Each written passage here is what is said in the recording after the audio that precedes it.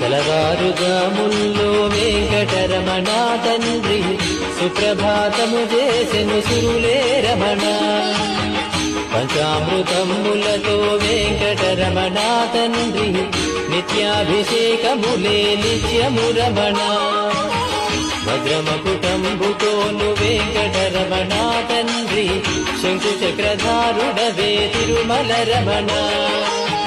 మూడు నామాలతోను వెంకటరమణ తండ్రి ముల్లోకములు ఏదడి మూర్తి విరమణ.